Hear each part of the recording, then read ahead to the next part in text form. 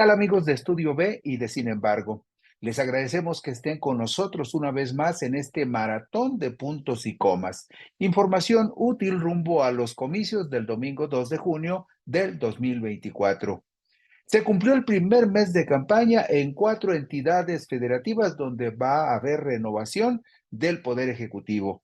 Y Morena tiene una clara ventaja para ganar la jefatura de gobierno de la Ciudad de México, para retener el poder en la capital del país, y está en una muy buena posición para arrebatarle a Movimiento Ciudadano la gubernatura de Jalisco y quitarle al PAN los gobiernos de Yucatán y de Guanajuato.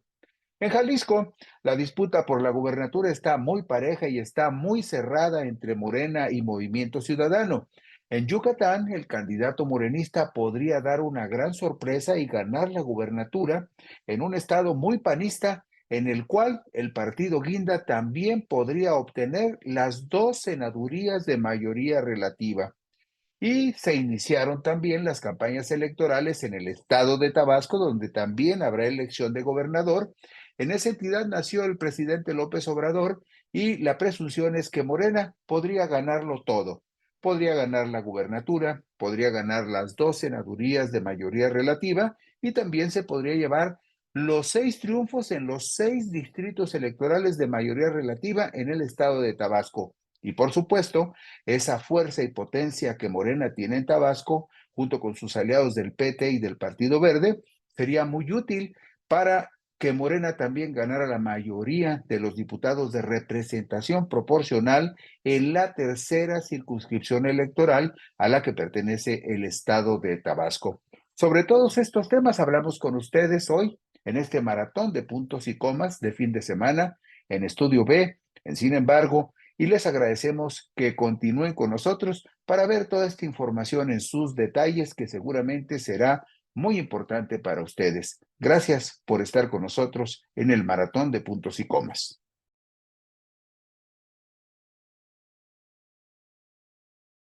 ¿Qué tal amigos de Puntos y Comas? Qué bueno que inicia la semana con nosotros en este segmento de información útil rumbo a los comicios del domingo 2 de junio del 2024. Y siempre es importante ir haciendo cortes sistemáticos sobre los eventos que van en proceso. Es importante hacer una pausa para observar con detalle cómo se mueven las cosas, o si finalmente algunas cosas no avanzan, no se mueven, no evolucionan.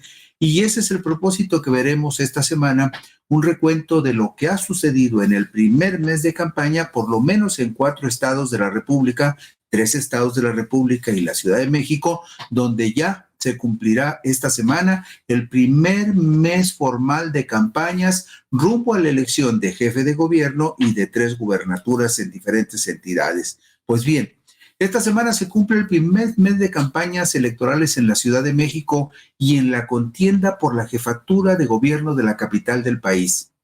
Poco o nada se ha movido en las tendencias, pues entre enero y marzo, la diferencia entre la candidata de la coalición Sigamos Haciendo Historia, Clara Brugada, sobre su principal rival, el abanderado de la alianza Fuerza y Corazón por México, Santiago Tabuada, se han mantenido en una fluctuación entre el 13 y el 17% de diferencia, según el ejercicio demoscópico publicado en los más recientes 3 meses, entre 13 y 17%, y siempre favorable a Clara Brugada. No se ve mucho movimiento del señor Tabuada a la alza, pero tampoco se ve que la señora Brugada siga avanzando y ampliando ese margen entre 13 y 17%.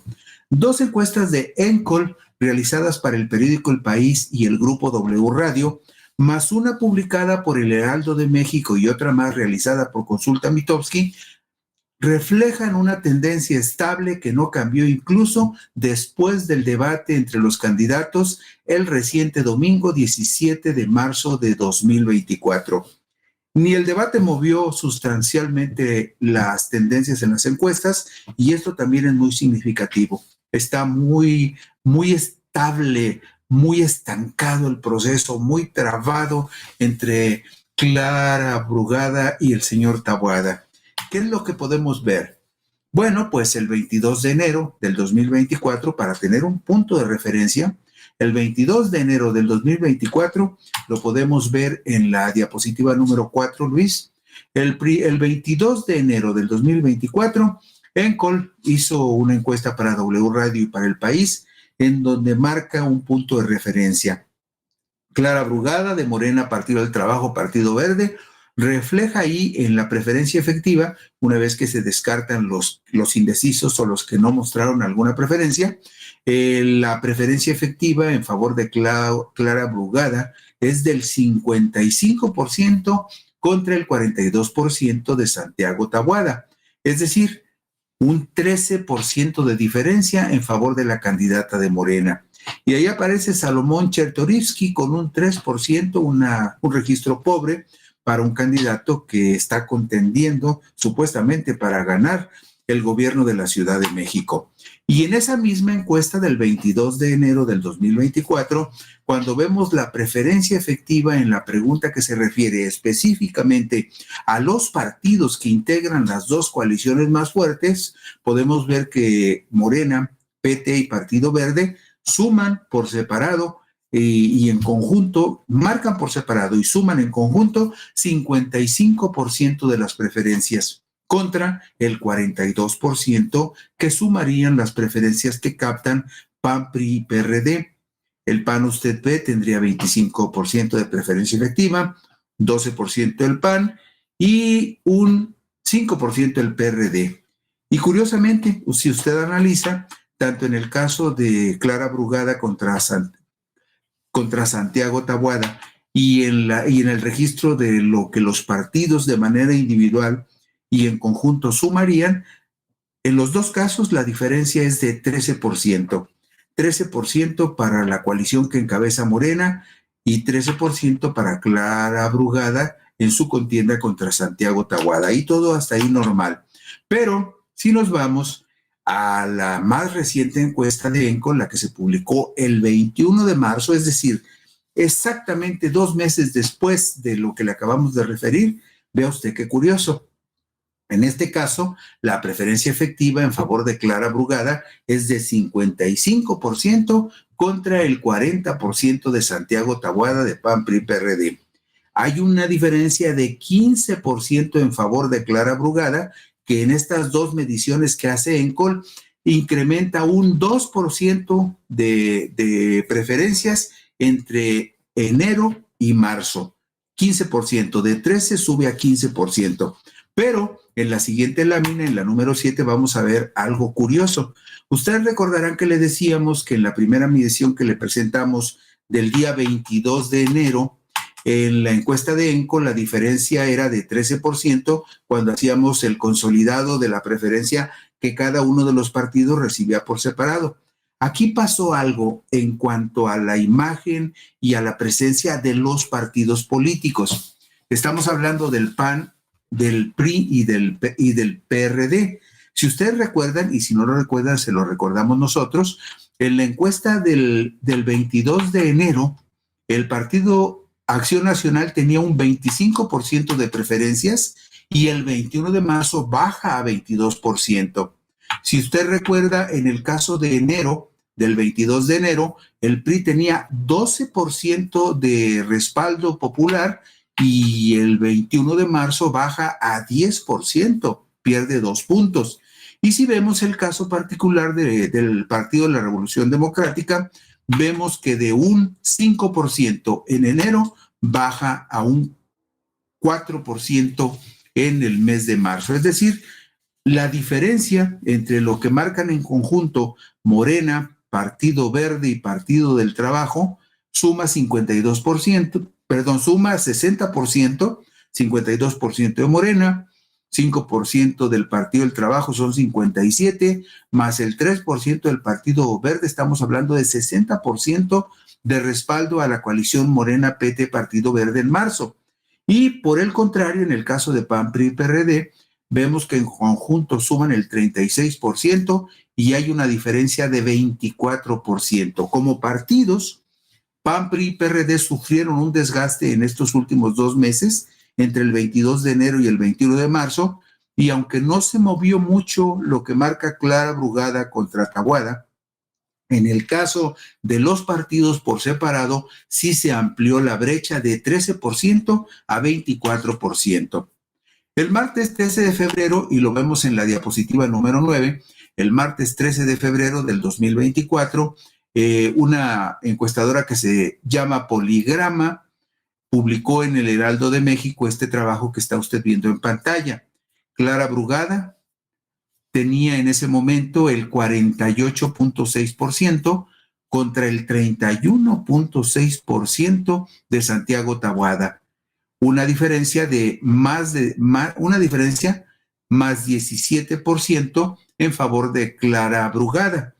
Y si lo vemos en razón de lo que marcaron los partidos por separado, la coalición de Morena, PT, Partido Verde como coalición, como partidos, marcó 48% frente al 48.6% de Clara, y la coalición como tal marcó 30.4% contra 31.6% de Taboada.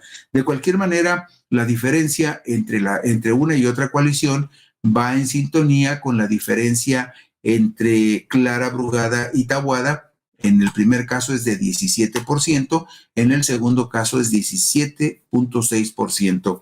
De las encuestas que analizamos, esta es la que tiene el margen más amplio, porque si nos vamos al registro que hizo el martes 19 de marzo de 2024, martes 19 de marzo, una encuesta de Consulta Mitofsky que vemos en la diapositiva número 12, ahí notamos también que en cuanto a la preferencia efectiva, eliminando al 6.6% que no declaró su voto, ya con la preferencia efectiva, en esta encuesta de Mitofsky publicada el 19 de marzo, Clara Brugada tiene el 54.5% contra el 39.4% de Santiago Taboada. Aquí Salomón Chertorivsky marca el 6.1%, igual que en la encuesta que le acabamos de mostrar del Heraldo de México. Bueno, pues la diferencia entre Clara y Santiago en esta encuesta es del 15.1%. Y rescatamos de esta encuesta una lámina que nos pareció interesante, que es la número 13, porque ahí se refleja la buena o mala imagen que tienen los candidatos que están en la contienda. Usted puede ver ahí con claridad que la buena imagen de Clara Brugada representa el 49% de respaldo, en tanto que solo el 44.8% tiene una buena imagen de Taboada. Pero cuando nos vamos a la opinión negativa, la opinión mala, la que aparece allí en verde, vemos que están prácticamente empatados Taboada y Clara Brugada. Ella tiene el 21.2% y Santiago Taboada tiene el 22.3%. Y quien tiene los negativos más altos, en este caso, es el candidato del Movimiento Ciudadano, Salomón Chertorivsky, quien tiene un 28.6% de opiniones negativas y solamente el 25.5% de opiniones favorables. Esto evidentemente se refleja en las mediciones que periódicamente se hacen, donde los registros de Salomón Chertorivsky son de 6 para abajo, no ha podido rebasar ese porcentaje. Y en la contienda de la Ciudad de México es una contienda que va a ser muy interesante, porque usted recordará también que en esta contienda se está compitiendo por las 16 alcaldías de la Ciudad de México. 16 alcaldías de la Ciudad de México, 7 de las cuales son gobernadas actualmente por Morena y sus aliados, y 9 que son gobernadas por la oposición. Sin embargo, Morena sigue teniendo la ventaja de gobernar las 2 alcaldías con mayor volumen de votos en la Ciudad de México. Y mire usted, con respecto a la diferencia que hay, la diferencia que se mantiene en las tendencias entre Clara Brugada y su rival, estamos hablando de entre el 13 y el 17%. Si vemos la diapositiva número 15, vamos a ver un dato curioso. La diferencia con la que Claudia Sheinbaum Pardo derrotó a Alejandra Barrales, que entonces compitió respaldada por la coalición PAN-PRD Movimiento Ciudadano, fue también de 15 puntos de diferencia.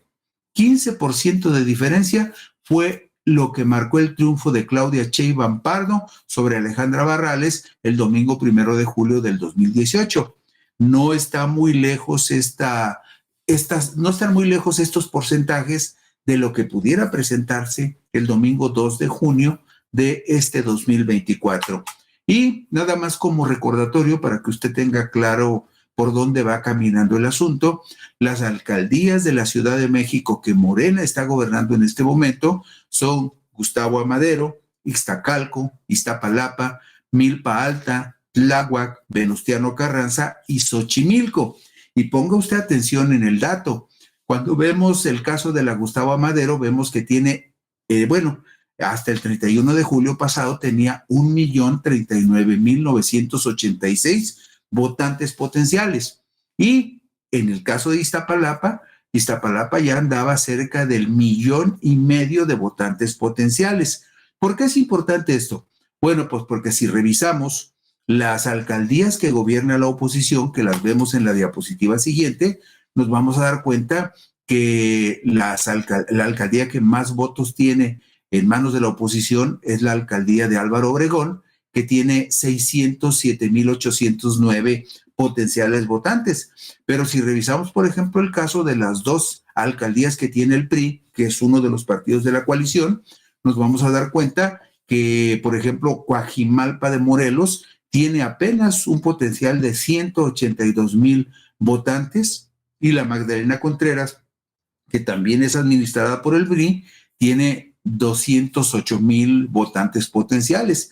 Eso finalmente se refleja en la contienda porque significa también que Morena está en posibilidades de ganar más distritos electorales, y aunque pudiese ganar las mismas 7 alcaldías que tiene actualmente, o pudiera, mire, si gana las 7 alcaldías que tiene actualmente, está en una estupenda posición Morena para volver a ganar el gobierno de la Ciudad de México. Pero si logra arrebatarle a alguna de estas alcaldías a la oposición, incluso aún de las más pequeñas, Cuauhtémoc o Tlalpan, que están en manos del PRD, o la Magdalena Contreras o Coajimalpa de Morelos, que están en manos del PRI, con esa suma que lograra Morena, podría aspirar también a lograr la mayoría de las diputaciones federales y locales en la Ciudad de México. ¿Por qué? Porque si vemos la diapositiva número 19, vamos a ver cómo terminó, por ejemplo, la anterior elección de diputados federales en la Ciudad de México. Bueno, pues en esa contienda, la última, la más reciente, del domingo 6 de junio del 2021, ponga usted la vista y verá que Morena ganó 8 de los 24 distritos electorales que entonces tenía la Ciudad de México. 7 los ganó el PAN, 4 los ganó el PRI, 3 los ganó el Partido del Trabajo, 1 el PRD y 1 Movimiento Ciudadano. ¿Qué podría suceder? Bueno, de acuerdo a cómo van las tendencias, es muy probable que si se mantiene esa ventaja de Clara entre 13 y 17 puntos, Morena pudiera incrementar su cuota de diputados de mayoría relativa en la Ciudad de México. ¿Y a quién se los quitaría? Bueno, pues se los podría quitar a cualquiera de los dos partidos que perdieran sus alcaldías, como pudiera ser, por ejemplo, el caso del PRD, ¿sí? Por ejemplo, el distrito 12 que está en la Cuauhtémoc, donde Morena y sus aliados van a tratar de llevarse todo. El distrito 2, que está en Gustavo Amadero, el 5 que está en Tlalpan, el 16 en Álvaro Obregón y el 18 en Iztapalapa, que en los comicios intermedios del 2021 los ganó el PRI, y que Morena podría rescatar varios de esos distritos. Entonces, lo que suceda con las candidaturas a la jefatura de gobierno indudablemente se va a reflejar en los resultados de quienes aspiren a ganar por mayoría alguno de los 22 distritos electorales de la Ciudad de México. Y esto es muy importante también. En la pasada contienda electoral había 24 distritos electorales en la Ciudad de México. Sin embargo, hubo una redistritación en el país el año pasado, y en esa redistritación la Ciudad de México, de tener 24 distritos electorales de mayoría, se redujeron a 22 porque la Ciudad de México ha estado perdiendo población. Y si vemos la última diapositiva, la número 20, estos resultados de la disputa de los diputados de mayoría relativa en la Ciudad de México, por supuesto que también van a tener un impacto muy importante en la cuarta circunscripción electoral. ¿Por qué? Bueno, porque la Ciudad de México es el corazón de la cuarta circunscripción, como usted lo está viendo en pantalla. La Ciudad de México es el corazón de esta cuarta circunscripción electoral, donde hay 22 distritos electorales. También está Puebla, que en este momento también es gobernado por Morena. Bueno, los 6 estados que está usted viendo, Ciudad de México, Guerrero, Morelos, Puebla, Tlaxcala e Hidalgo, los 6 están gobernados por Morena. Y si Morena tiene un buen desempeño en esos 6 estados, probablemente se pueda llevar la mayoría de los 61 diputados de mayoría relativa y los 40 diputados de representación proporcional. Todo va amarrado. El resultado de la contienda por la jefatura de gobierno, el resultado por los 22 distritos electorales federales y también la disputa por los distritos locales para el Congreso de la Ciudad de México. Entonces, desde enero hasta marzo, se han movido muy poco los porcentajes de aceptación y de respaldo en la Ciudad de México, y aunque Clara Brugada sigue adelante, sus márgenes han oscilado entre el 13 y el 17%. Lo malo en este caso, aunque no haya crecido mucho Clara Brugada, es que Santiago Taboada también está estancado y no se ve con claridad que pueda acercarse por lo menos para estar, digamos, en un empate técnico con la candidata de Morena. Primer mes, ya veremos qué sucede en el balance del segundo mes, cuando probablemente ya las cosas estén mucho más claras en uno o en otro sentido. Por lo pronto aquí terminamos esta primera exploración sobre el primer mes de campaña en la Ciudad de México en puntos y comas. Por aquí nos encontraremos mañana. Gracias.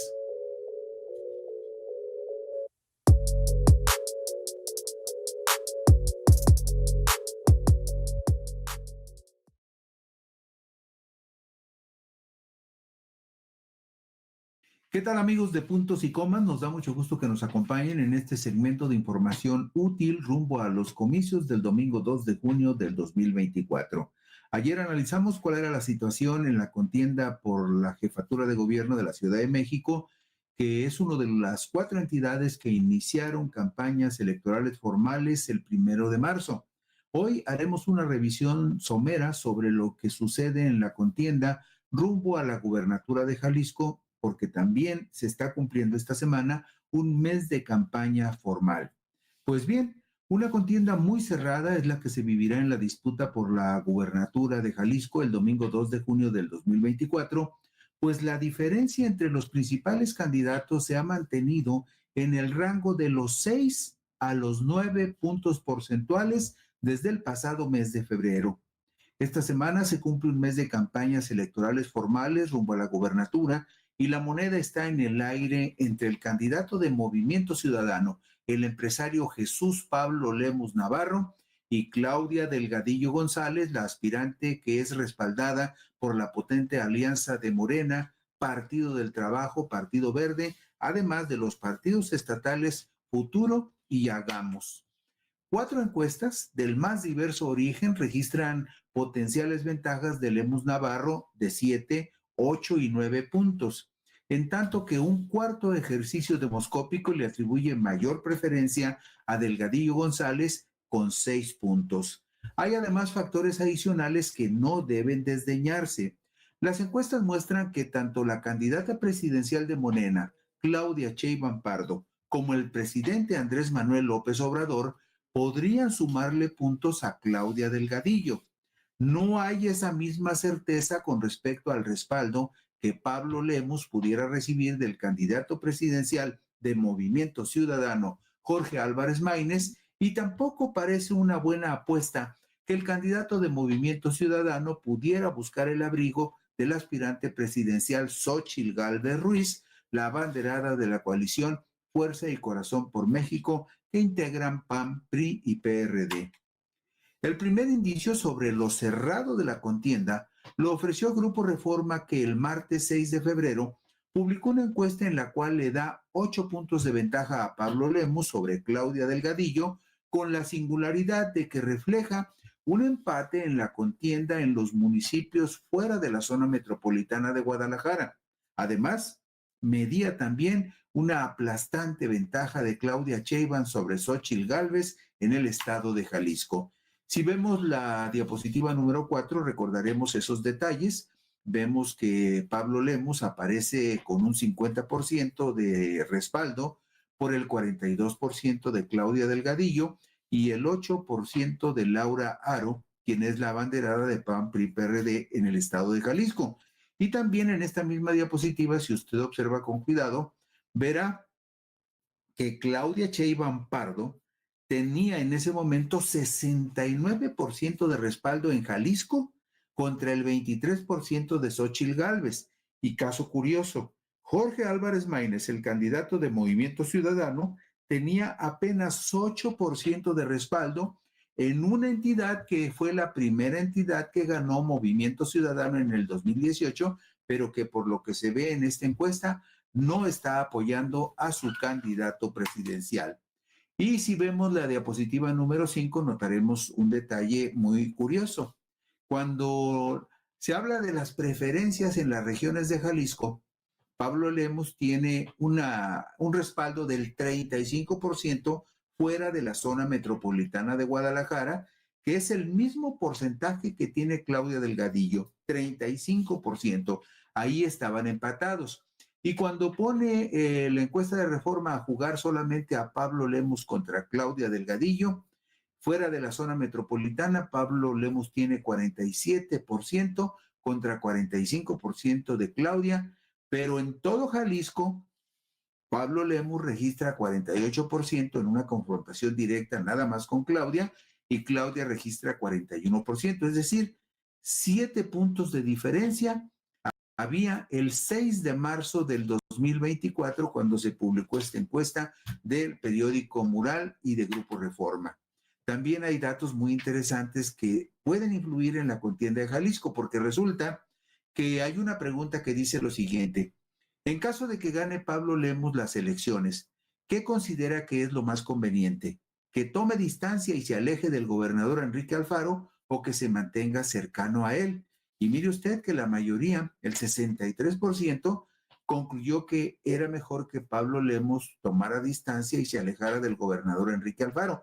Todo esto tiene una razón, porque en Jalisco, Pablo Lemus no era el candidato favorito de Enrique Alfaro para ser el aspirante a la gubernatura.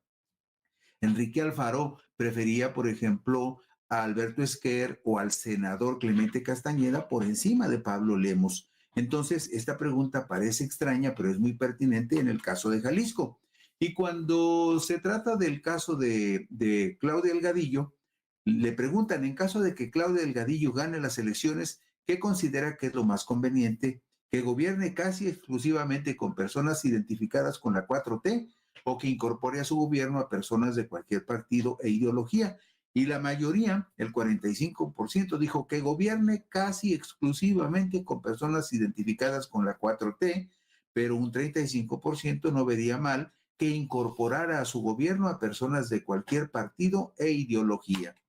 Bueno, esto fue con respecto a la encuesta de Reforma, pero la consultora Poligrama, en alianza con el periódico capitalino El Heraldo de México, publicó su propio ejercicio demoscópico el jueves 15 de febrero, con una ventaja de 7 puntos en favor de Lemus Navarro, pero con un enigmático y cerrado empate en la contienda directa entre los partidos. Usted está viendo ahí la diapositiva donde Pablo Lemus registra 40.8% y Claudia Delgadillo tiene 33.3%.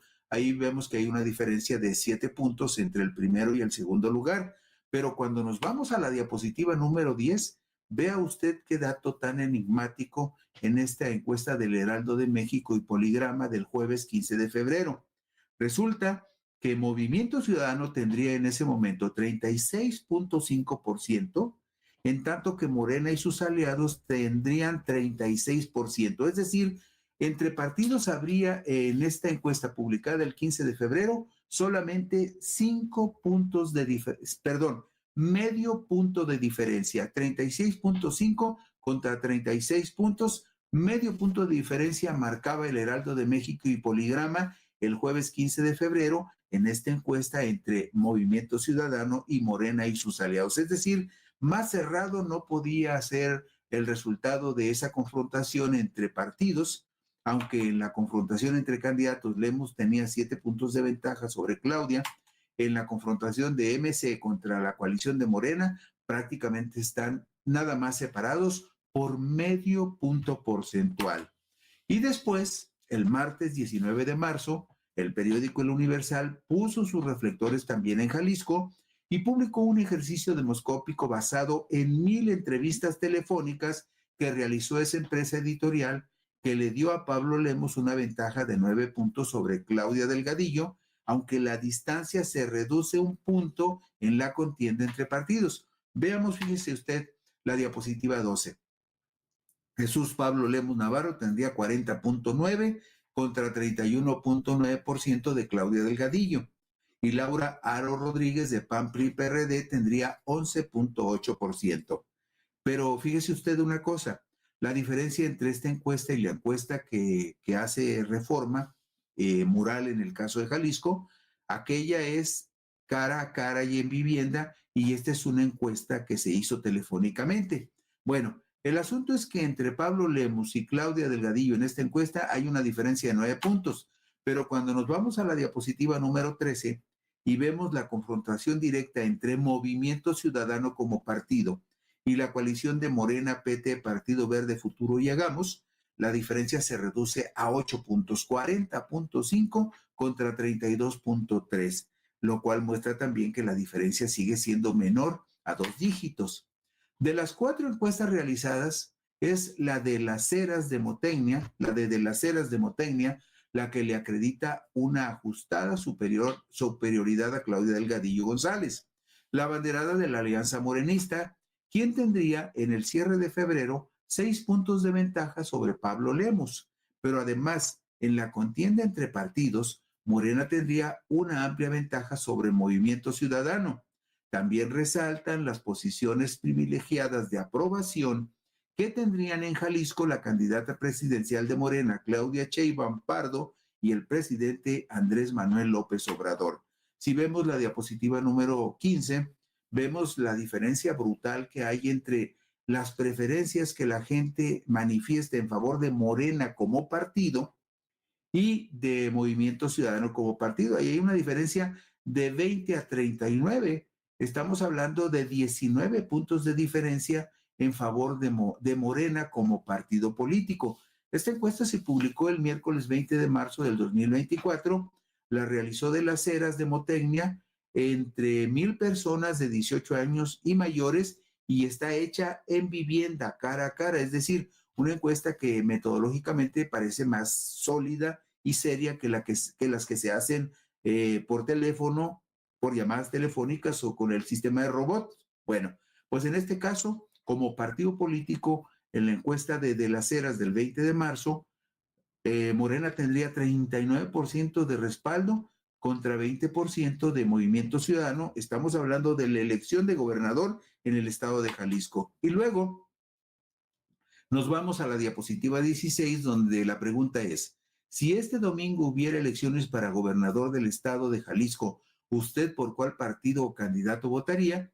Y vea usted, el 45% dijo que lo haría por Claudia Delgadillo, el 39% afirmó que lo haría por Pablo Lemos Navarro, es decir, una diferencia de 6 puntos en favor de Claudia Delgadillo. Ahí dice de las Heras que con una participación del 52%, Claudia tendría 1,551,000 votos y Pablo tendría 1,315,000.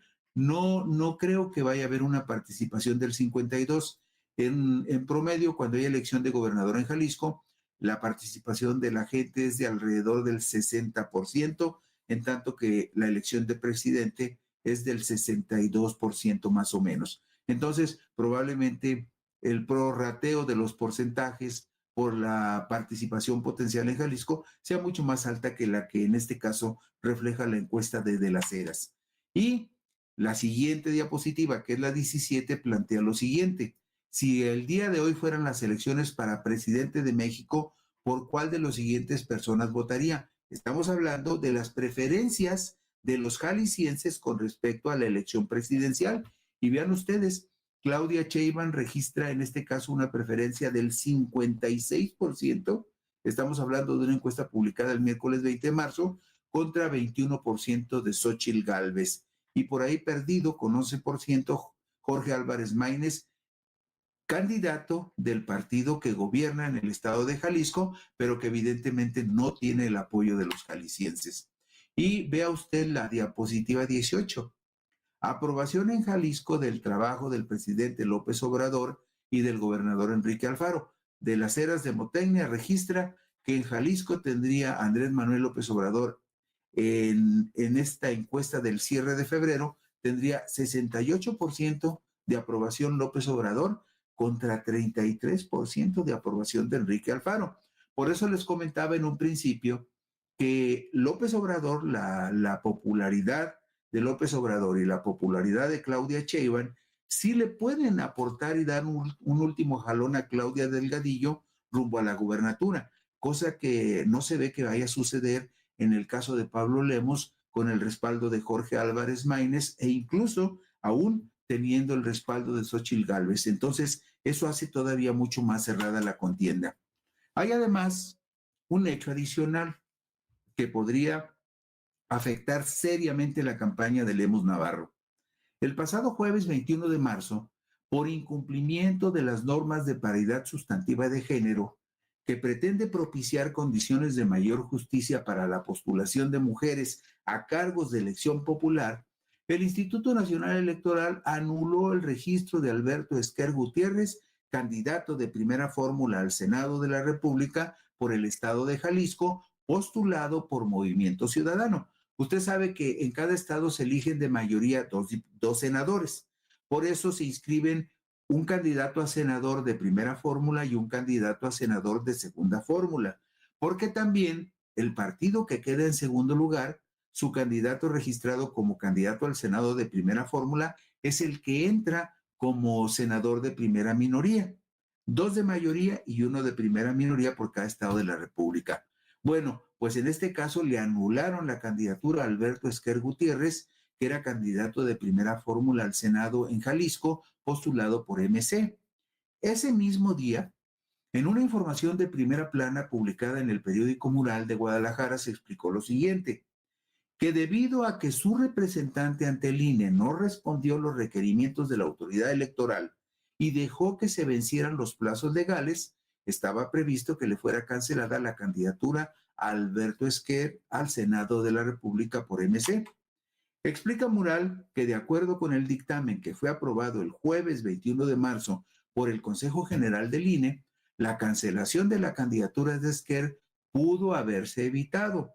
En el estudio elaborado por la Dirección Ejecutiva de Prerrogativas y Partidos Políticos del INE, se explica que el pasado 17 de marzo, Juan Miguel Castro Rendón, representante de Movimiento Ciudadano ante esa autoridad electoral, manifestó la inconformidad de su partido por el proceso iniciado para que la organización naranja cumpliera con las disposiciones de paridad de género en candidaturas de senadurías y diputaciones federales. Pero, de acuerdo con especialistas consultados por el periódico Mural, para salvar la candidatura de Esquer Gutiérrez, a Movimiento Ciudadano le hubiera bastado con asignar una mujer como primera fórmula al Senado por otro estado de la República, pero no lo hizo.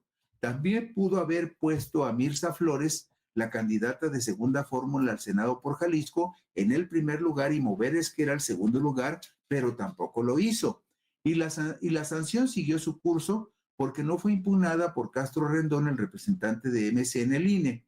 Inclusive, explica Mural, el INE requirió a MC para que en un plazo de 24 horas, contando a partir de la notificación, rectificara las solicitudes de registro de sus candidatos a senadurías. Una vez concluido el plazo, MC no atendió el requerimiento. Por lo tanto, en el gobierno de Enrique Alfaro, Esquer Gutiérrez fue secretario de Agricultura y Desarrollo Rural y después fue secretario de Desarrollo y Asistencia Social.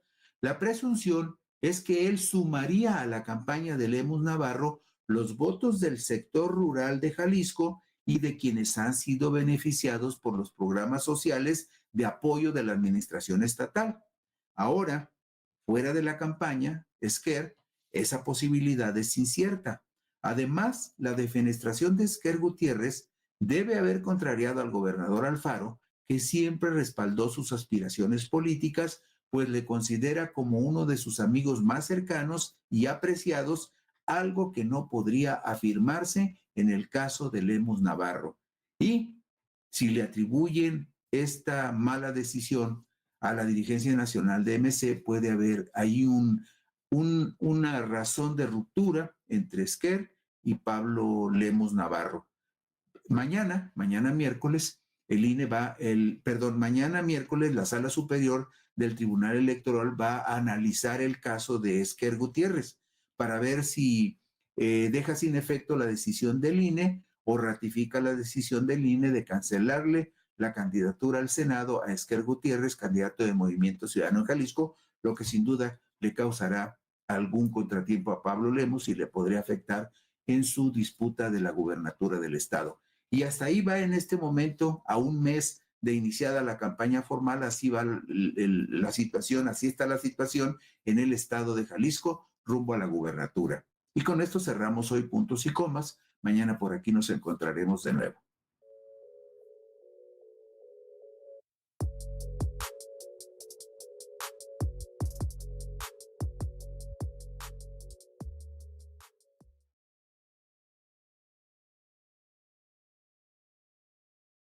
¿Qué tal amigos de Puntos y Comas? Nos da mucho gusto que nos acompañen en este segmento de información útil rumbo a los comicios del 2 de junio del 2024.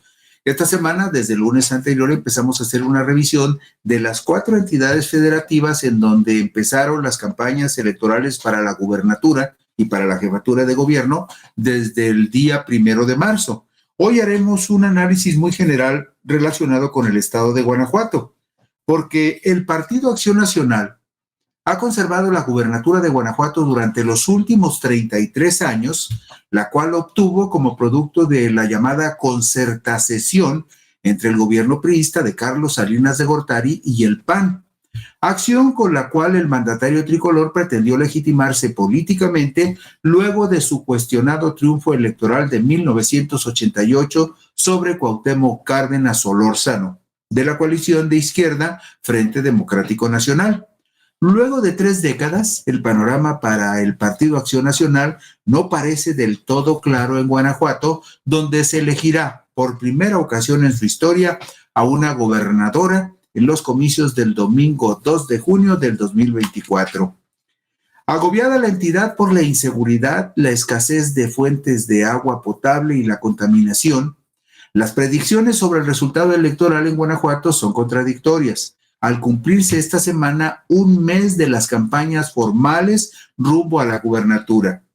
Pues mientras algunas encuestadoras que han realizado trabajo cara a cara con la gente, es decir, entrevistas en vivienda y cara a cara, han documentado una contienda muy cerrada e inclusive favorable a la oposición, hay consultores que escudriñan la opinión pública a través de llamadas telefónicas enviadas de forma automática con el uso de robots que anuncian que el PAN tendría una amplia y cómoda ventaja. Es decir, hay esa bipolaridad, por llamarla de alguna manera, entre el trabajo que hacen algunas encuestas que utilizan una metodología clara y dicen, yo diseñé esta muestra pensando que en las entrevistas cara a cara iba a tener tantas personas de tal manzana, de tal distrito, de tal sección electoral, con la intención de que esta muestra sea representativa de la mayoría de las personas que viven en Guanajuato o el estado del que se trate o la república cuando se trata de una encuesta nacional.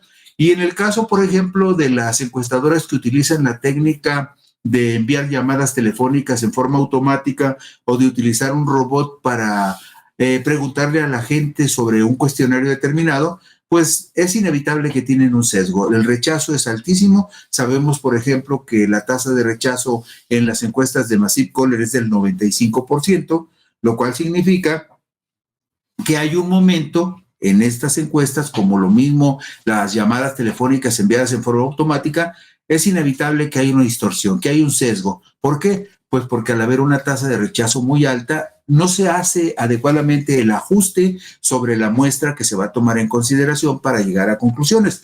Pero haciendo esta observación, de cualquier manera, es importante tener los 2 puntos de referencia. ¿Para qué? Pues para que finalmente usted como audiencia juzgue las distorsiones que se dan y sepa con mucha claridad cuando los resultados pongan a cada encuestador en su lugar por dónde se puede caminar con mayor certeza y por dónde no. Y esto pues va en demérito del trabajo que hacen estas casas consultoras que hacen ejercicios de demoscopia. La plataforma digital Laboratorio de Periodismo y Opinión Pública, conocida como PopLab, que tiene su sede en el estado de Guanajuato, resume dos de los grandes problemas de esa entidad en donde va a haber cambio de gobernador por gobernadora. Dice esta plataforma del Laboratorio de Periodismo y Opinión Pública: pese a insuficiencia de agua, Guanajuato prioriza la expansión industrial. Ciudadanos de las zonas urbanas de Guanajuato resienten la escasez de agua por tandeos en sus hogares, no solo en el estío, sino prácticamente todo el año, mientras la actividad industrial consume agua potable y la devuelve contaminada a cuerpos de agua prácticamente muertos. Una verdadera calamidad para la gente que vive en Guanajuato y que confronta el interés de la gente común con los intereses de los grupos de poder económicos y políticos que promueven la expansión industrial a costa de la salud y del bienestar de su gente. Porque en esta etapa del estío es cuando prácticamente se profundiza la crisis de agua y Guanajuato es un estado que tiene problemas muy serios. Pero mire usted, en la diapositiva número 4 tenemos la lista de las 3 candidatas que en este momento ya están compitiendo por la gubernatura de Guanajuato. Ahí va a haber gobernadora porque va a haber gobernadora. La campaña para la gubernatura, como le decíamos a usted, empezó el 1 de marzo y terminará el 29 de mayo. Las campañas para diputados van a empezar el 15 de abril y terminarán también el 29 de mayo, y las campañas para alcaldes, para presidentes municipales en Guanajuato, se inician el 31 de marzo y terminarán el 29 de mayo. Pero en este caso, Livia Denise García Muñoz Ledo es la candidata de la coalición Fuerza y Corazón por Guanajuato. Alma Eduviges Alcaraz Hernández es la abanderada de Sigamos Haciendo Historia en Guanajuato. Y Yulma Rocha Aguilar es la candidata de Movimiento Ciudadano, que, dicho esto, sin demérito de su trabajo y de su esfuerzo, no tiene ninguna posibilidad de aspirar al triunfo. Pero vámonos un poquito atrás. Llamó poderosamente la atención la encuesta dada a conocer el sábado 25 de noviembre del 2023 por la consultora Encol, que anunciaba una contienda muy cerrada en Guanajuato. Ahí ven ustedes la diapositiva número 6, donde dice: de los siguientes partidos políticos, ¿por quién votaría si el día de hoy fueran las elecciones para gobernador o gobernadora de Guanajuato? Y ustedes ven en lo que corresponde a la preferencia bruta que hay un empate técnico muy claro entre el PAN y Morena. Morena tendría en ese entonces 42% y el PAN 44%. Pero hubo otros datos que también fueron muy enigmáticos en una entidad como Guanajuato. Usted recordará, y este dato es muy importante: el único estado de la República, de los 32 estados de la República, donde no ganó Andrés Manuel López Obrador cuando ganó la presidencia de la República, fue el estado de Guanajuato, para que usted se dé una idea de lo difícil que es el estado de Guanajuato para Morena y sus aliados. Bueno, pues en esta diapositiva número 7 que tenemos en pantalla, hay una pregunta muy enigmática. Desde su punto de vista, ¿qué es mejor para el estado de Guanajuato? ¿Que siga gobernando el PAN? En ese momento el 27% dijo que sí, pero lo notable es que el 66% de los encuestados dijeron que les gustaría que hubiese un cambio de partido en el gobierno del estado de Guanajuato. Y luego, si nos vamos a la diapositiva número 8, vemos otro dato también muy, muy interesante. Cuando le preguntan a la gente de Guanajuato, solo a la gente de Guanajuato, una muestra de 1,219 entrevistados de 18 años y mayores en vivienda cara a cara entre el 12 y 15 de octubre del 23, con un nivel de confianza del 95% y un margen de error pequeño de más menos 2.83, el 71% dice que aprueba el trabajo del presidente López Obrador y solo el 49% dice que aprueba el trabajo del gobernador Diego Sinue Rodríguez. Todos estos elementos en conjunto tienen importancia. ¿Por qué? Pues porque en la próxima contienda por la gubernatura, el peso del presidente López Obrador, claro que va a estar detrás de la candidata de Morena. Las tendencias electorales que causaron mucha inquietud fueron reiteradas por la consultora Mendoza Blanco y asociados en su ejercicio demoscópico sobre Guanajuato, publicado el jueves 25 de enero del 2024. Y mire en la diapositiva número 10. Esta es muy interesante porque es de las pocas que se hacen con una metodología consistente y que prácticamente prefigura un empate en el estado de Guanajuato porque le atribuye a la coalición de Morena, PT, Partido Verde, un 49.4% y un 46.4% a la coalición PAN, PRI, PRD, lo cual significa que hay una diferencia de 3 puntos porcentuales en una encuesta que, como usted puede ver, tiene un margen de error de más o menos 3.8%. Es decir, un estado donde se presumiría que el PAN y sus aliados estarían sumamente fuertes, en esta encuesta de Mendoza Blanco y Asociados nos dice no, hay virtualmente un empate en el estado de Guanajuato cuando se levantó esta muestra entre el 15 y el 18 de enero del 2024. Una muestra con 1,000 personas en unas entrevistas de cara a cara en vivienda, es decir, una encuesta que metodológicamente y cualitativamente de calidad, cualitativamente, pues tiene más valor que las que se hacen de manera telefónica o con llamadas enviadas de manera automática o con un robot. ¿Qué más nos ofrece esta encuesta? Bueno, en la diapositiva número 12 vemos, por ejemplo, otro ejemplo de lo que pasa en Guanajuato. Perdón, nos regresamos primero vamos a la diapositiva 12. 12, Luis, por favor. Ahí vemos también que aprovechando el viaje, Mendoza Blanco y Asociados le pregunta a la gente de Guanajuato, estamos hablando solo de Guanajuato, le preguntan, oiga, ¿y usted por quién va a votar en la elección de presidente de la República? Y vea usted los números, en Guanajuato 60.8% dijo entre el 15 y el 18 de enero que votaría por Claudia Sheinbaum y el 36.3% que lo haría por Xóchitl Gálvez Ruiz, lo cual también sin duda debe de haber despertado preocupación. Y mire, otro dato que también refleja la situación muy singular del estado de Guanajuato. Usted recordará que le decíamos que en la encuesta de ENCOL, López Obrador tenía 71% de aprobación y Sinue, el gobernador de Guanajuato, tenía 49, 71 y 49. Bueno, pues cuando Mendoza Blanco y Asociados le preguntan a la gente de Guanajuato si aprueba o desaprueba el trabajo de López Obrador, ¿ve usted el porcentaje de aprobación? 74%, muy parecido al de ENCOL. Y la calificación al gobernador Diego Sinue Rodríguez igual, muy parecida a la de ENCOL, pero muy baja en relación con la aprobación del presidente en el estado de Guanajuato. Mientras vemos esto, hay 2 consultoras que realizan encuestas telefónicas automatizadas y con robots y que ofrecen un panorama favorable y cómodo para el PAN. Pero como insistíamos en un principio, incluso usted tuvo la oportunidad de ver la entrevista que Alejandro Páez le hizo al director de las Heras de Demotecnia, y él hacía una observación muy pertinente.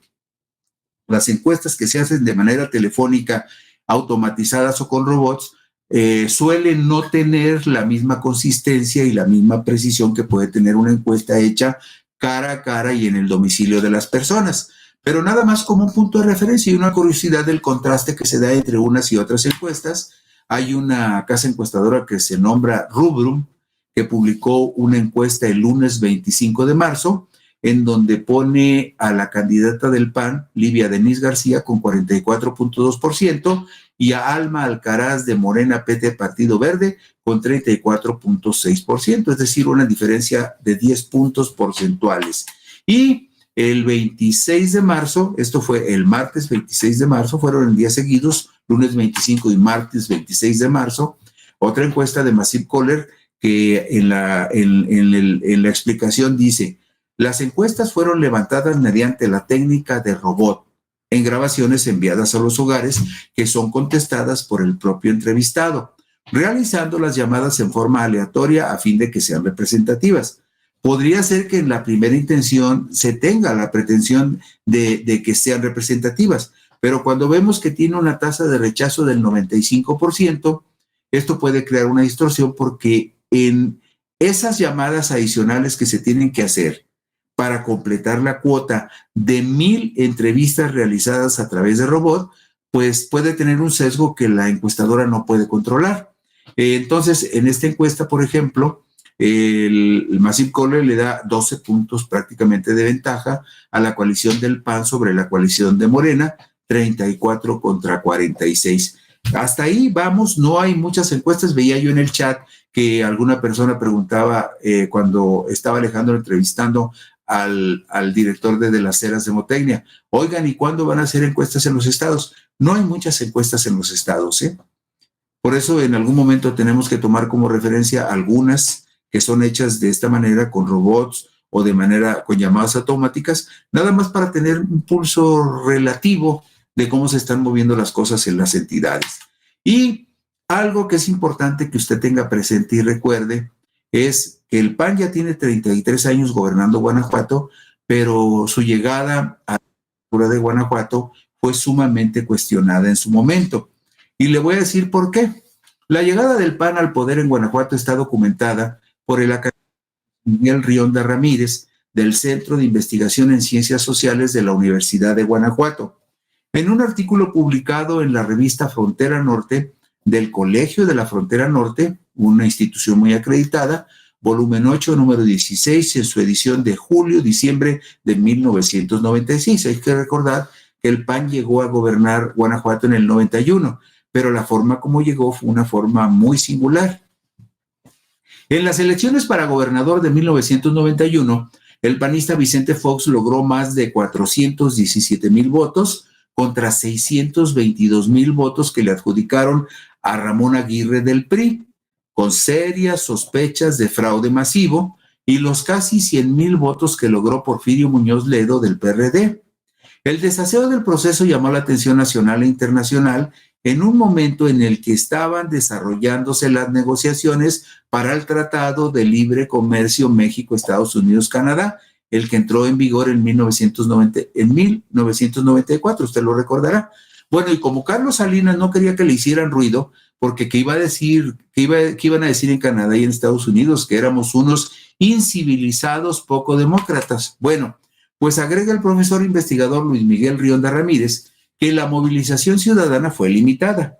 La apatía generalizada contrastó fuertemente con la respuesta pronta y radical del gobierno federal, que movilizó sus recursos tradicionales a fin de evitar un desgaste de la imagen democrática del país en los medios extranjeros. A los gobiernos neoliberales les importa más la opinión de los gringos o de los españoles o de los europeos que la opinión de los mexicanos. No crean que les importa mucho el afán o el reclamo de democrático de los mexicanos. No, en este caso igual. El candidato priista fue declarado ganador oficial de las elecciones, pero el mismo día en que recibió su constancia de mayoría, declaró que no se presentaría a tomar posesión de su cargo. Según las versiones más creíbles, dice este investigador, Ramón Aguirre fue presionado por el propio presidente de la República a renunciar a la posibilidad de presentarse a tomar posesión como nuevo gobernador de Guanajuato en 1991.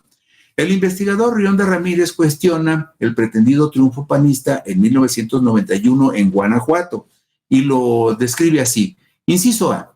El voto priista mostró una sensible recuperación a nivel nacional y es poco factible que en esa entidad la situación tendiese a lo contrario. Inciso B. En opinión de muchos periodistas locales, Porfirio Muñoz Ledo se apresuró a levantarle el brazo a Vicente Fox por simple conveniencia política partidista, pero careciendo aún de los primeros resultados de su propio centro de cómputo. Inciso C.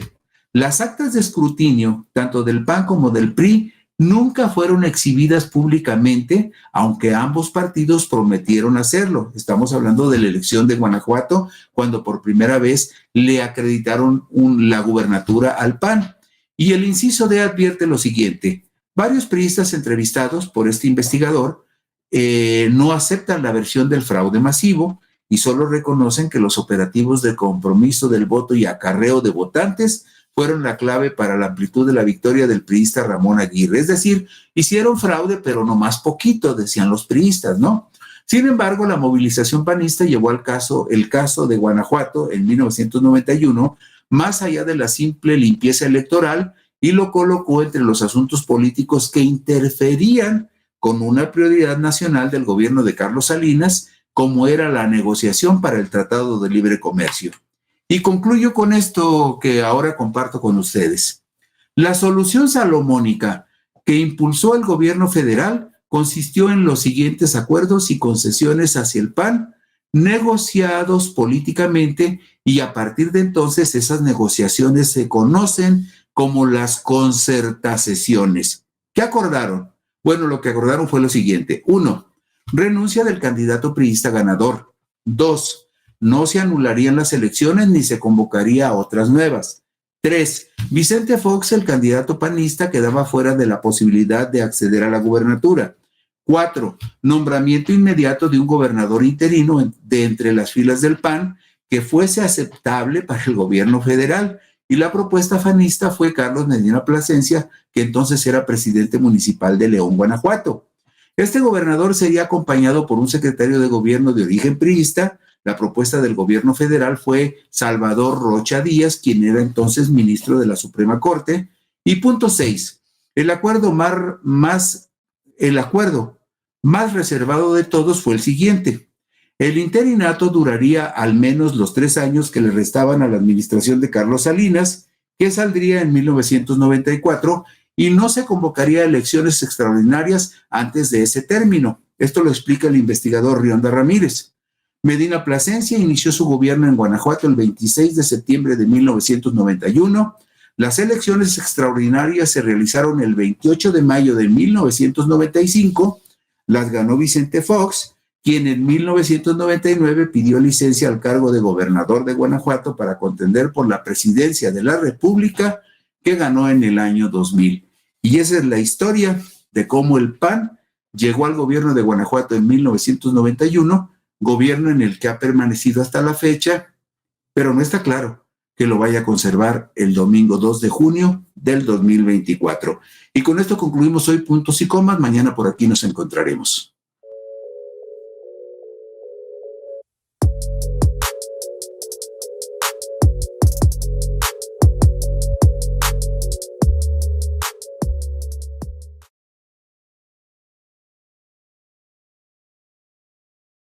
¿Qué tal, amigos de Puntos y Comas? Nos da muchísimo gusto que nos acompañen en este segmento de información útil rumbo a los comicios del 2 de junio del 2024. Esta semana hemos estado haciendo una revisión de los estados que empezaron campañas electorales con rumbo a la gubernatura de estas entidades, de estas 4 entidades que empezaron el día 1 de marzo y están cumpliendo un mes de campañas. Ya revisamos la Ciudad de México, ya revisamos también el estado de Jalisco, le echamos una ojeadita al estado de Guanajuato y hoy concluimos esta observación con el estado de Yucatán.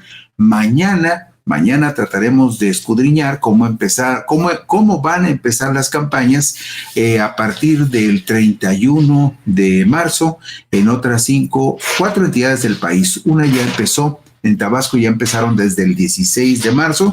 Le daremos una miradita a Tabasco y el lunes veremos cómo van a empezar las campañas formales en 4 entidades más.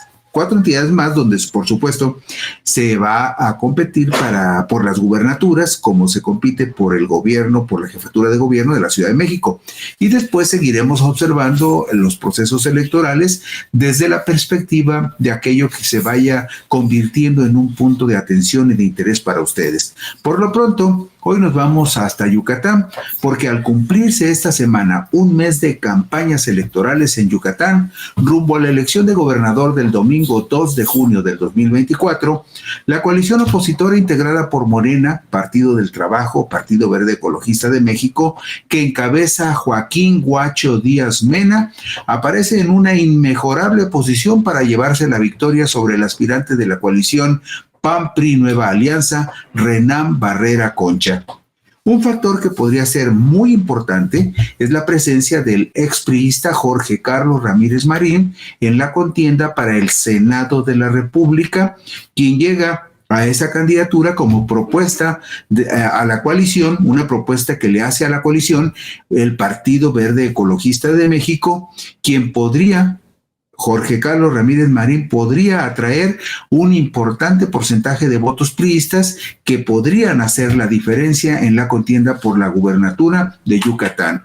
La encuesta más reciente publicada en marzo por la consultora de las Heras de Motecnia son encuestas que se hacen cara a cara, frente a frente con las personas, y eso le da un grado mayor de certeza que una encuesta que se hace telefónicamente. Por eso nos referimos a esta encuesta, la más reciente, publicada en marzo por la consultora de las Heras de Motecnia, que le atribuye a Díaz Mena, el candidato a gobernador por la coalición morenista, una cómoda ventaja en una entidad donde la alianza opositora también tendría la delantera en la contienda por el Senado de la República. Y además, la candidata presidencial de la coalición Sigamos Haciendo Historia, Claudia Sheinbaum Pardo, superaría con un amplio margen a la abanderada de Fuerza y Corazón por México, Xóchitl Gálvez Ruiz. Es decir, se combinan tres factores muy importantes y amplían la posibilidad de triunfo de la coalición morenista. Aquí están en la diapositiva número 3 los candidatos que están ya participando desde hace un mes en Yucatán. Renán Alberto Barrera Concha, de la coalición PRI-PAN, Nueva Alianza. Joaquín Jesús Díaz Mena, de Sigamos Haciendo Historia en Yucatán, con la coalición Morena, Partido Verde, Partido del Trabajo. Vida Aravari Gómez Herrera, de Movimiento Ciudadano, y Yamil Jazmín López Manrique, del Partido de la Revolución Democrática. Y en la diapositiva 4 vemos algo que es muy importante, porque esto tiene que ver con la elección que vamos a ver en junio. Este es el resultado de la elección de hace 6 años, cuando Mauricio Vila Dosal ganó la gubernatura de Yucatán como candidato de la coalición PAN Movimiento Ciudadano. Mauricio Vila ganó con el 31.65% de los votos. Joaquín Jesús Díaz Mena, quien ahora está compitiendo nuevamente por la coalición Juntos Hacemos Historia, de Morena PT, pero ahora en lugar de Encuentro Social lleva el Partido del Trabajo, Joaquín Jesús Mena logró en esa ocasión el 16.07%. Pero observe usted que Mauricio Sagüí Rivero,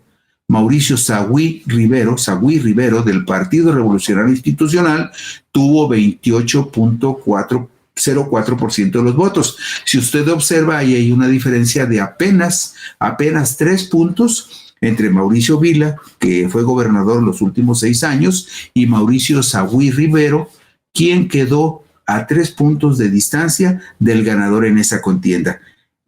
Póngale mucha atención al PRI en particular, porque eso tiene que ver mucho con la elección que vamos a ver el 2 de junio.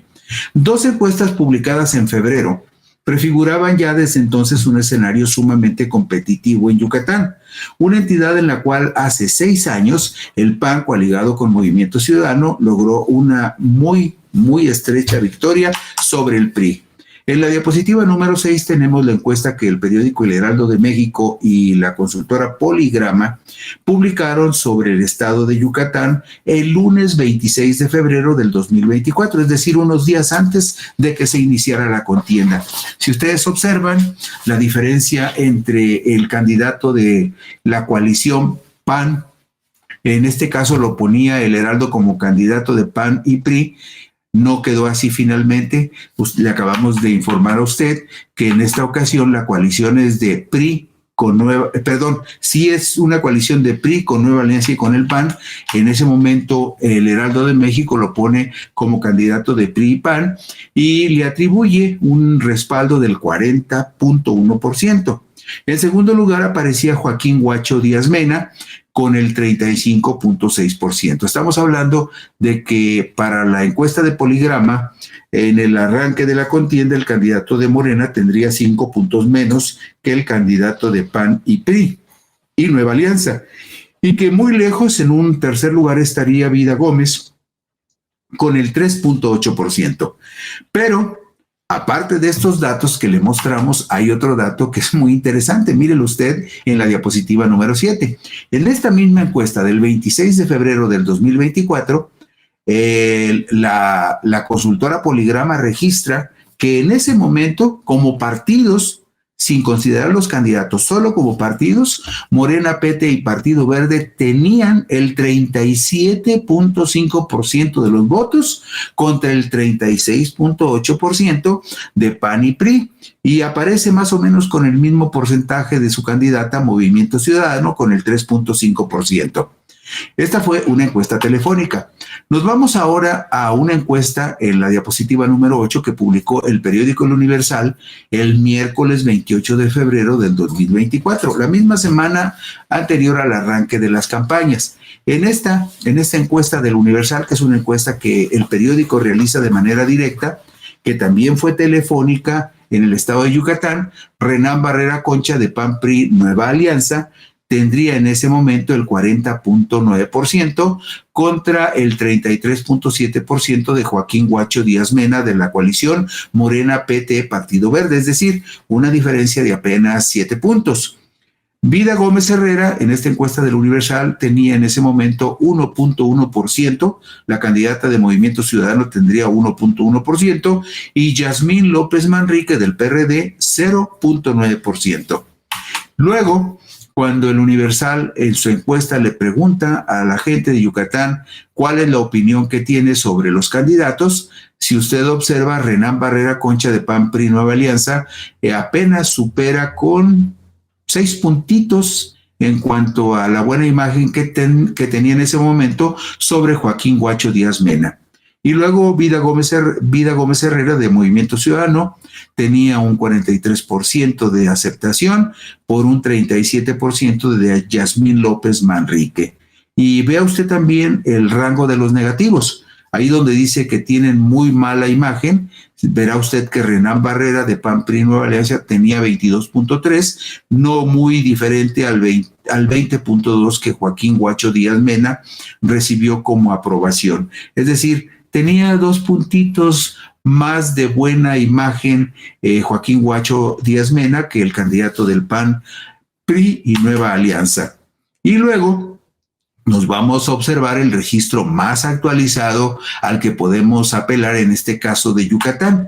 Y es muy interesante. Es una encuesta de las Heras de Motecnia, una encuesta realizada entre el 14 y el 17 de marzo a 1,000 personas en el estado de Yucatán, personas de 18 años y mayores, realizada en vivienda cara a cara, con un índice de confianza del 95% y un margen de error estadístico estimado de más o menos 3.2. Pongo énfasis en que esta encuesta de las Heras de Motecnia es la más reciente que podemos citar y es también una encuesta de mayor calidad porque se hizo cara a cara y en vivienda con las personas que fueron encuestadas. Bueno, pues vea usted los resultados de esta encuesta que se realizó entre el 14 y el 17 de marzo.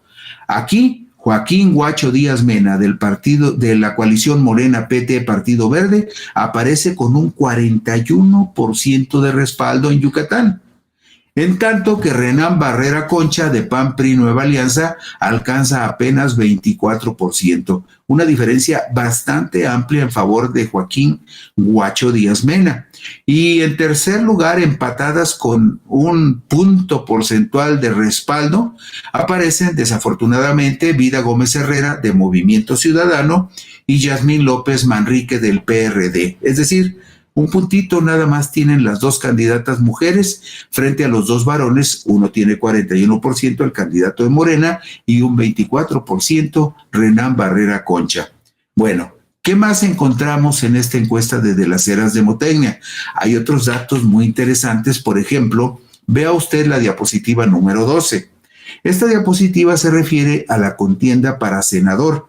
¿Y por qué en este caso particular la encuesta para senador es importante? Por una razón muy sencilla, porque Jorge Carlos Ramírez Marín era un político con muchísima trayectoria en el Partido Revolucionario Institucional que durante mucho tiempo ha estado buscando la postulación para ser candidato a la gubernatura del estado de Yucatán.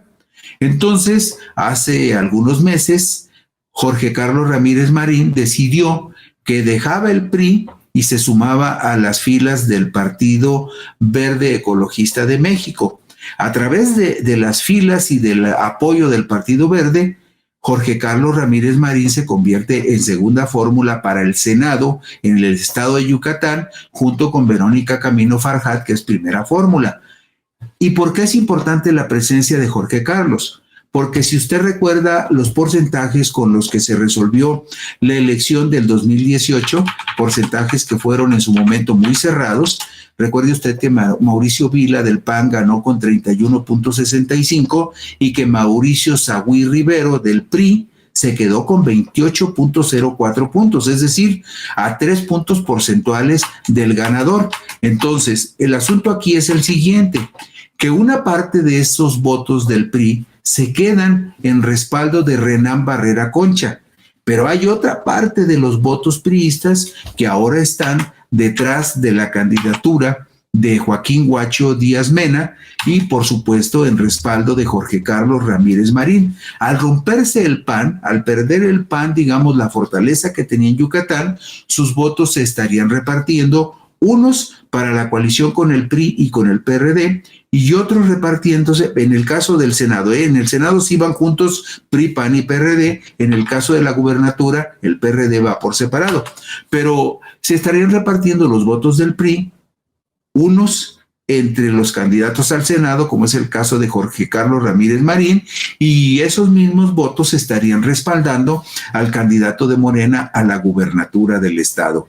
Y eso explicaría que en este momento los candidatos de Morena al Senado tengan el 38% de los votos potenciales en esta encuesta de Las Heras contra el 28% de los candidatos al Senado de PAN, PRI y PRD. 10 puntos de diferencia es bastante.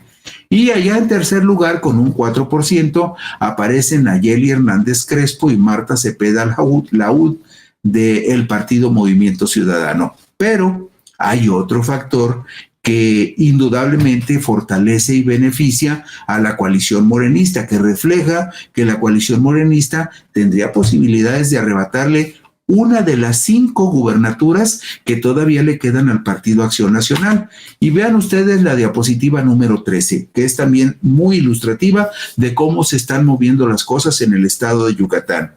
De Las Heras Demotecnia, que hizo esta encuesta entre el 14 y el 17 de marzo a 1,000 personas de 18 años y mayores en vivienda cara a cara en el estado de Yucatán, nos dice en esta diapositiva que Claudia Sheinbaum Pardo tendría el 61% del respaldo de los votos potenciales, en tanto que la candidata de PAN, PRI, PRD, Xóchitl Gálvez Ruiz, en Yucatán tendría en ese momento apenas el 17% de los votos.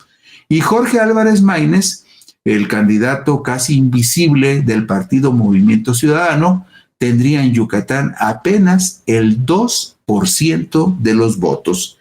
Todo esto es muy interesante porque desde el momento en que la coalición de Morena, PT y Partido Verde incluyeron en el paquete de candidatos al Senado a Jorge Carlos Ramírez Marín, se empezó a fortalecer la posibilidad de que ese voto priista repartido entre el candidato del PAN y el candidato de Morena pudiera ayudar a la coalición Morena, PT, Partido Verde a ganar la gubernatura, a ganar los 2 senadores de mayoría y a darle el triunfo en el estado de Yucatán a la candidata presidencial de Morena, Claudia Sheinbaum. Hasta aquí vamos en la observación de lo que está pasando en Yucatán a un mes de que se inició la campaña en la disputa por la gubernatura. Ya seguiremos mañana con otros casos, pero por lo pronto así concluimos hoy puntos y comas. Por aquí nos encontraremos mañana si ustedes lo desean. Gracias y buenas noches.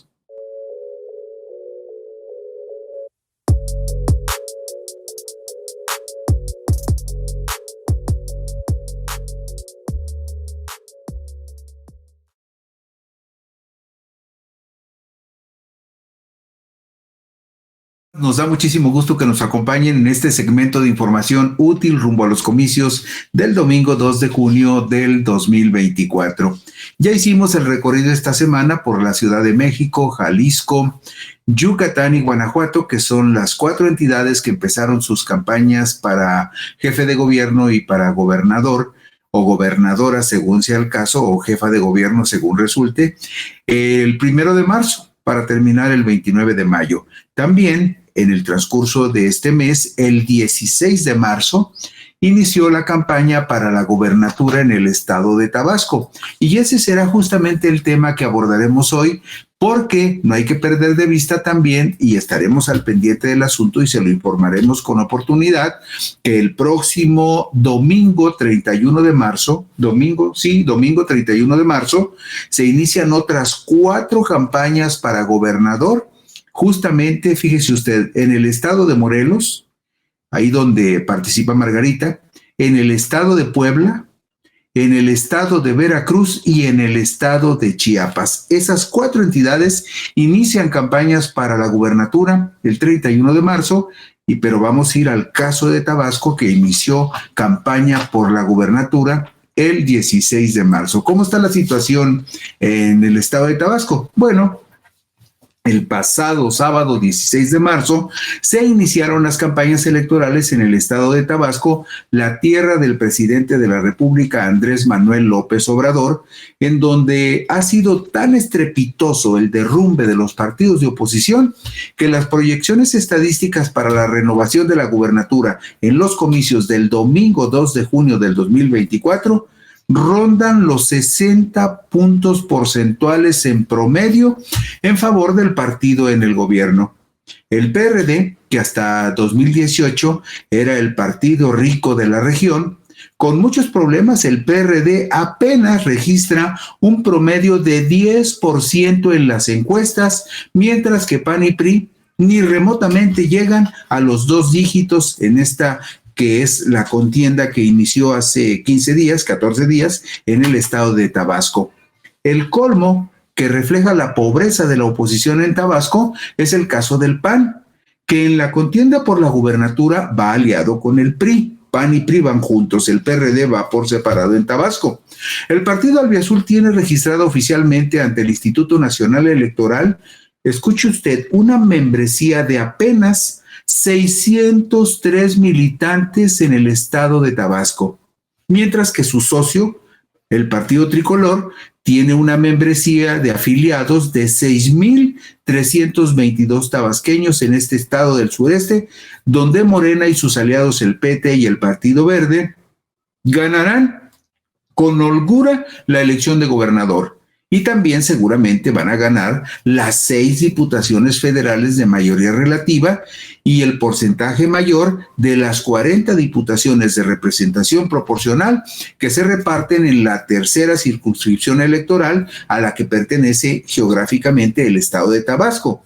Pero fíjese usted, además, como en la contienda para el Senado de la República, Morena, el PT y el Partido Verde compiten por separado, también lo más seguro es que Morena se va a llevar las 2 senadurías de mayoría relativa y con muchas posibilidades de que la senaduría de primera minoría, es decir, la senaduría que se le da al partido que quede en segundo lugar en el estado, se la podrían llevar o el Partido del Trabajo o el Partido Verde. Es decir, Morena está en una posición privilegiada en el estado de Tabasco para llevarse todos los cargos importantes, desde la gubernatura, las senadurías, las diputaciones federales, las 17 alcaldías, en fin, el panorama es muy halagüeño para Morena y sus aliados. Si vemos la diapositiva número 3, veremos una descripción de todo lo que va a estar en juego en el estado de Tabasco.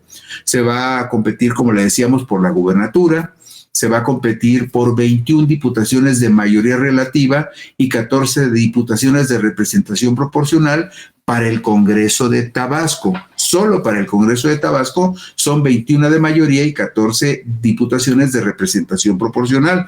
Pero para no entrar en confusiones, también le decimos que también se compite por 6 diputaciones de mayoría relativa, pero que son diputaciones federales de legisladores que van al Congreso Federal. Es decir, 6 diputados van al Congreso Federal porque son electos en la elección federal, pero para la elección estatal, para el Congreso local del estado de Tabasco, son 21 diputados de mayoría relativa y 14 de representación proporcional.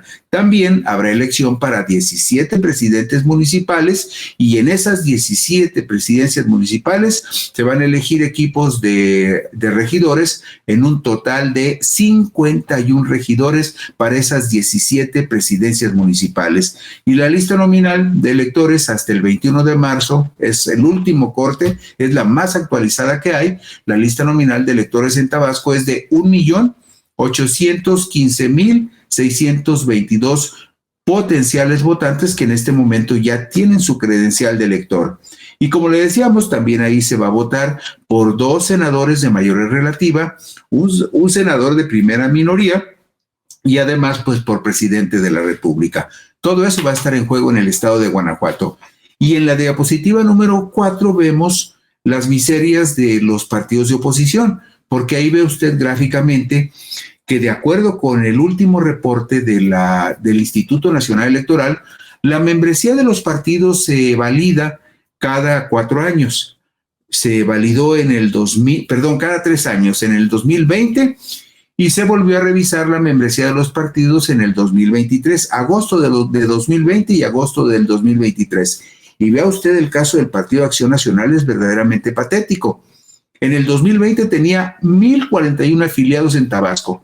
Y en el 2023 cerró con 603 afiliados en Tabasco, lo que refleja 2 cosas muy importantes: que el Partido Acción Nacional no ha mostrado mucho interés por hacer trabajo político en el estado de Tabasco, y que también el Partido Acción Nacional no tiene una estructura decente en el estado de Tabasco, pues solamente tiene afiliadas 603 personas. Y luego vemos el caso del Partido Revolucionario Institucional, que tiene 6,322 afiliados en Tabasco, y el Partido de la Revolución Democrática con 35,710. Pero aunque tiene sus afiliados, el Partido de la Revolución Democrática aparece prácticamente en todas las encuestas en segundo lugar y con un máximo de 10% de votación potencial. Ahí ve también usted, por ejemplo, lo que significa la suma de las militancias del PAN y del PRI que van juntas en esta contienda. Estamos hablando de una militancia que suma 6,925 personas contra 67,043 personas que integran la estructura que Morena, el PT y el Partido Verde tienen en el estado de Tabasco. ¿Qué más? Bueno, si nos vamos a la diapositiva número 6, veremos quiénes son los candidatos a la gubernatura de Tabasco en este 2024. Tienen ustedes ahí a Lorena Berregar de los Santos, que es la abanderada de la coalición PAN-PRI, Fuerza y Corazón por Tabasco. También tiene usted ahí a Javier May Rodríguez de Sigamos Haciendo Historia en Tabasco, la coalición de Morena, Partido Verde, Partido del Trabajo. María Inés de la Fuente Dagduc es la candidata de Movimiento Ciudadano, y Juan Manuel Fósil Pérez es el candidato del Partido de la Revolución Democrática. Nada más como un punto de referencia, porque esto es muy importante. A partir de la elección del 2018, el PRD se derrumbó en el estado de Tabasco. Usted sabe seguramente, como lo vemos en la diapositiva número 7, usted ve que el PRD gobernó Tabasco del 2013 al 2018 con Arturo Núñez Jiménez, pero en el 2018 llegó Morena con sus aliados del Partido del Trabajo y Encuentro Social e hicieron pedazos al PRD, de tal manera que la votación de Adán Augusto López Hernández fue del 61,85%. 61,81%. Y la proyección para la coalición PAN-PRI en estas elecciones del próximo mes de junio apenas llega al 10%. Eso le da una idea a usted de cómo esos 2 partidos se desfondaron prácticamente en el estado de Tabasco. Hace 6 años el PRI tenía 28%. El PAN junto con el PRD y con Movimiento Ciudadano tenía el 18,9%. Y la verdad es que ese 18,9% de la elección de hace 6 años tiene más que ver con el PRD que con el PAN y que con Movimiento Ciudadano. Pero ahora, en esta elección, juntos el PRI y el PAN apenas marcan 2 dígitos, 10 y fracción, en las últimas encuestas que se han publicado sobre el estado de Tabasco. Y si vemos, vamos a la diapositiva número 9, hay una encuestadora que se identifica como CE Research, que presenta este resultado, el resultado de una encuesta de 400 llamadas telefónicas robotizadas que tiene, según los que la realizaron, un 95% de margen, perdón, un 95% de confiabilidad y un margen de error del 4.9%. Esta encuesta se habría levantado el 30 de enero del 2023 y vea usted lo que marcaba. Morena 61%, el PRD apenas un 10%, en tanto que PRI y PAN sumarían en ese momento 8% de votos. Vemos al PT con el 5% y al Partido Movimiento Ciudadano con 5%. Esta misma consultora, CE Research, nos dice que, por ejemplo, Javier May, ya como candidato, Javier May tendría entonces el 60% de los votos, el 13% lo tendría Juan Manuel Fósil Pérez, y Lorena Berregard tendría el 5%, lo mismo que Minés de la Fuente con el 5%. Hay otras encuestas que también se refieren a la contienda en el estado de Tabasco, como la que vemos en la diapositiva número 12, una encuesta realizada por el Heraldo de México y la consultora Poligrama. El viernes 16 de febrero del 2024 se publicó, y vea usted nuevamente, si en la anterior que le mostramos el candidato Javier May tenía el 60%, en esta encuesta del viernes 16 de febrero, el candidato de Morena, PT, Partido Verde, Javier May, tendría 62.1%. Y el candidato del PRD tendría 10.9%. La presencia de PAN-PRI ahí no es significativa, 5.9 y 4.7, porque en ese momento todavía no se cerraba la alianza entre PRI y PAN, todavía no decidían ir coaligados ahí. Luego, en esta misma encuesta del viernes 16 de febrero del 2024, vemos que como partidos, la coalición Morena, PT, Partido Verde tendría 63.4% como partidos, en tanto que el PRI tendría solito 6.8%, el PAN tendría 5.6% y el Partido de la Revolución Democrática tendría 8.7%. ¿Qué más? Hay otras empresas, como por ejemplo una consultora que se identifica como Rubrum, que hizo una encuesta telefónica el 25 de marzo del 2024. Lo que llama la atención ahí son los altísimos registros que tiene Javier May. Aquí desciende un par de puntos o 3 puntos según se compare, pero aún así 58.2 es una cantidad muy fuerte contra apenas el 8.2 de la candidata de PAN y PRI, Lorena Berregard. Entonces, es indudablemente que las 3 encuestas que le hemos presentado, en todas, el promedio de las 3 encuestas está rondando el 60% o apenitas por encima del 60%. Y hay otros datos que son muy ilustrativos de cuál es la situación que se vive en el estado de Tabasco y en la tercera circunscripción electoral, que es a la que pertenece el estado de Tabasco. ¿Por qué es importante ubicar la tercera circunscripción electoral? Por un asunto muy simple, porque Tabasco aporta su votación para el promedio de la votación de esta región electoral, donde se reparten 40 diputados plurinominales, 40 diputados de representación proporcional, se reparten en esta región con base en el porcentaje de votación que logra cada partido. Y vea usted nada más cómo se ve esta gráfica. Sabemos, por ejemplo, fíjese que Tabasco va a prácticamente arrasar Morena, pero también Morena gobierna Campeche, también gobierna el estado de Chiapas, Oaxaca, Quintana Roo, Veracruz, y solamente hay la presencia de un estado gobernado por el PAN, que es el caso de Yucatán, pero como lo veíamos ayer, Yucatán también está en riesgo para el PAN y podría perder la gubernatura, e incluso el PAN podría perder las 2 senadurías de mayoría relativa en el estado de Yucatán, lo que significaría que en esta circunscripción donde está Tabasco, el triunfo de Morena podría ser aplastante. Mire, hay datos muy concretos. En la más reciente elección que se llevó a cabo ahí en esta circunscripción, el domingo 6 de junio del 2021, fue una elección solo para diputados federales. Pero vea usted, de los 60 diputados federales de mayoría relativa que se disputaron en esta región, Morena ganó 54 de 60.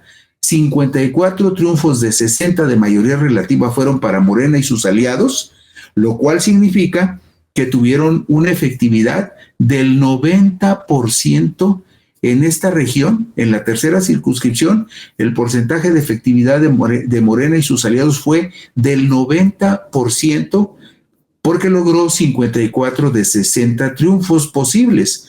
Véalo usted, Morena, PT, Partido Verde juntos ganaron 35 diputaciones, en tanto que Morena solo, como partido independiente, ganó otras 19 diputaciones. Aquí lo único que podría suceder es que, por ejemplo, en el caso de Yucatán, donde ahora se van a disputar seis distritos, porque en Yucatán subió de 5 a 6 distritos, lo peor que podría pasarle al PAN es que de esos 6 distritos perdiera 3 o perdiera los 6 distritos frente al partido Morena y sus aliados. Pero eso ya sería un derrumbe total en la región, porque muy probablemente Morena aumentaría su porcentaje de efectividad del 90, no sé, al 92, 95%. Pero solo para que usted vea el peso que tiene el estado de Tabasco en esta región, también en la contienda de los diputados de mayoría relativa, donde en los comicios pasados, de los 6 distritos que se jugaron en Tabasco, lo vamos a ver aquí. Fíjese la tabla que estamos viendo. De los 6 distritos federales que se jugaron en Tabasco, los 6 los ganó Morena. De los 2 distritos electorales que se jugaron en Campeche, los 2 los ganó Morena. En el estado de Chiapas hay 13 distritos, pues Morena ganó 12 de 13 distritos. En Oaxaca hay 10 distritos, Morena coaligado ganó 7 y Morena solo ganó 3. Se llevaron los 10 distritos de Oaxaca. En Tabasco, ya le decíamos, Morena ganó 6 de 6. En Veracruz, de 20 distritos, Morena ganó con sus aliados 13 y Morena solo ganó 5. En Veracruz ganó 18 de 20 distritos electorales y en Quintana Roo, Morena ganó 4 de 4 distritos federales y en Yucatán, Morena ganó 2 y el PRI ganó 3, ahora se van a disputar 6. Nada más para que se dé usted cuenta de lo fuerte y de la fuerte presencia que tiene Morena en Tabasco y sus aliados y de lo que puede significar en esta región, que es la tercera circunscripción electoral donde se reparten, de acuerdo con el porcentaje de votos, 40 diputados de representación proporcional. Y en la última tabla vemos cómo podría ganar, en la diapositiva 19, vemos cómo podría cambiar el escenario, porque en los comicios del domingo 6 de junio del 2021, Morena y sus aliados ganaron 24 de 40 diputaciones de representación proporcional, es decir, una efectividad del 60%, pero aún así, si usted ve la tercera columna donde dice tercera circunscripción, va a ver que Morena es la circunscripción donde ganó más diputados plurinominales con 18.